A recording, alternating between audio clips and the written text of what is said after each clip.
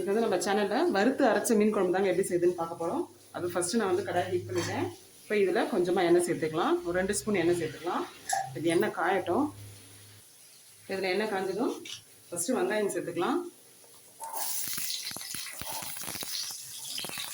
வெங்காயம் பார்த்தீங்கன்னா சின்ன சின்ன வெங்காயமாக ஒரு 4 வெங்காயம் எடுத்திருக்கேன். 4-5 இருக்கும். 5 வெங்காயம் எடுத்திருக்கேன்.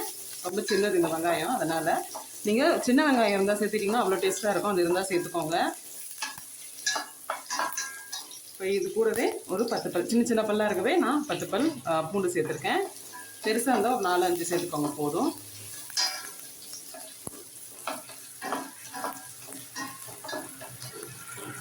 இப்போ இது கூடவே பார்த்தீங்கன்னா தக்காளி சேர்த்துக்கலாம். தக்காளி வந்து கொஞ்சம் பெரிய தக்காளி, ஒரு 3 தக்காளி எடுத்துருக்கேன். இதை சேர்த்துக்கலாம். இதையும் சேர்த்து இது ரெண்டுத்தையும் நல்லா வதக்கிடுங்க. வெங்காயம், தக்காளி, பூண்டு எல்லாம் நல்லா வதங்கணும். அந்தளவுக்கு நல்லா வதக்கிடுங்க. வெங்காயம் தக்காளி எல்லாம் ஓரளவுக்கு வதங்கிடுச்சு. இப்போ வந்து மசாலா சேர்த்துக்கலாம். ஸ்டவ் வந்து கம்மியாக வச்சுருங்க. வச்சுட்டு குழம்பு மிளகாத்தூள், வீட்டில் வச்சுருக்கிற குழம்பு மிளகாத்தூள் தான் நான் சேர்க்குறேன். ஒரு 3 டீஸ்பூன் அளவுக்கு சேர்த்துக்கிறேன். இது கூடவே ஒரு 1/4 டீஸ்பூன் அளவு மஞ்சள்தூள் இது சேர்த்து நல்லா வதக்கிடலாம். இந்த எண்ணெயிலே நல்லா வதக்கிடுங்க.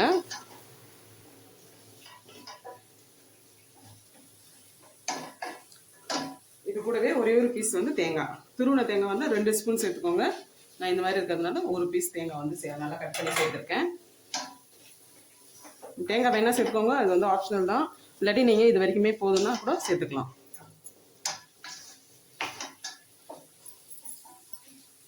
இப்போ இது நல்லா வதக்கியாச்சு.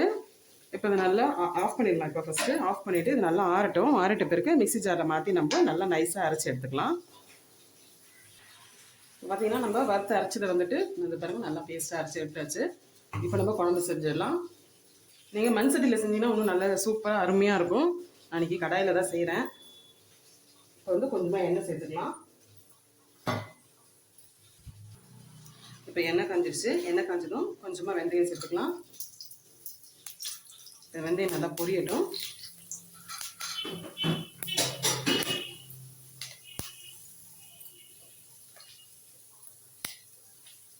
வெந்தயம் பொரிஞ்சோடனே கருவேப்பிலை சேர்த்துக்கலாம்.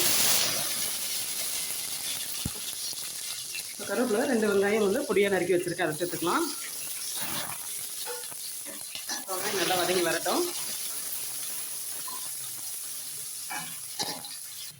இப்போ பாருங்கள், வெங்காயம் நல்லா வதங்கிடுச்சு. ஸ்டவ் வந்து சிம்மில் வச்சுட்டேன். இதில் வந்து 1 டீஸ்பூன் வந்துட்டு காஷ்மீரி சில்லி பவுடர் சேர்த்துக்கிறேன். நல்லா கலர் கொடுக்கும். இந்த எண்ணெயில் சேர்த்து நல்லா வதக்கிடலாம்.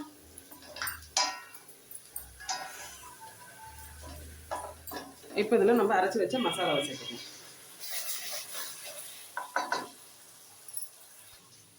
பாருங்கள், அரைச்சி வச்ச மசாலா எல்லாம் சேர்த்தாச்சு. சேர்த்துட்டு இதுலேயே 1 நிமிஷத்துக்கு நல்லா கலந்து விடுங்க. இந்த எண்ணெயிலே நல்லா வதங்கட்டும்.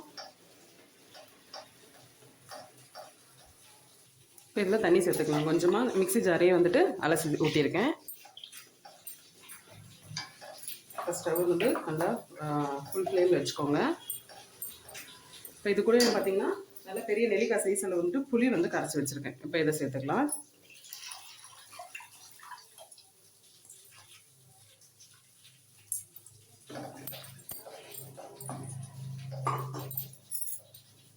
இப்போ இது கூடவே குழம்புக்கு தேவையான உப்பு சேர்த்துக்கலாம். சேர்த்து நல்லா கலந்துட்டு நான் இப்போ நல்லா கொதிக்கட்டும். உங்களுக்கு தண்ணி எந்த அளவுக்கு வேணுமோ அந்த அளவுக்கு. உங்களுக்கு திக்காக வேணும்னா கம்மியாக சேர்த்துக்கலாம். இல்லை கொஞ்சம் தண்ணியாக வேணும்னா அதிகமாக தண்ணி சேர்த்துக்கோங்க. இது கூட இன்னும் கொஞ்சம் தண்ணி சேர்த்துக்கிறேன். ஏன்னா கொதிக்கும் போது கொஞ்சம் திக்காகும். அவ்வளோதான், இந்த லெவலில் இருக்குது. இது நல்லா கொதிக்கட்டும்.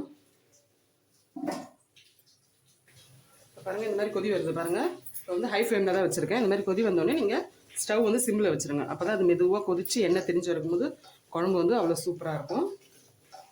வந்து ஸ்டவ் வந்து கம்மி பண்ணிட்டேன். இப்போ இப்படியே மூடி வச்சிடலாம். நல்லா கொதிக்கட்டும். இப்போ பாருங்கள், நல்லா கொதித்து எண்ணெய் திரிஞ்சு வந்திருக்கு பாருங்கள். திக்னஸும் நம்மளுக்கு கரெக்டாக இருக்குது. இப்போ நம்ம மீன் சேர்த்துக்கலாம். நான் இன்றைக்கி குழம்பு மீன், அதுக்கப்புறம் வறுக்கிறதுக்கு கொஞ்சம் மீன் எடுத்தேன். அதோட தலை, வால் எல்லாமே கலந்து சேர்த்துருக்கேன். நல்லா மஞ்சத்தூள்லாம் போட்டு நல்லா வாஷ் பண்ணியாச்சு. இப்போ சேர்த்துக்கலாம் மீனை.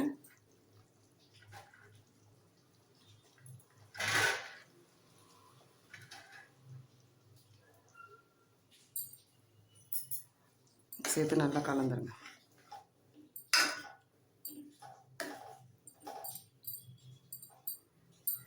இப்போ இது சிம்லேயே வச்சுருக்கேன். இப்போது சிம்லேயே ஒரு 5 நிமிஷம் நல்லா கொதிக்கட்டும்.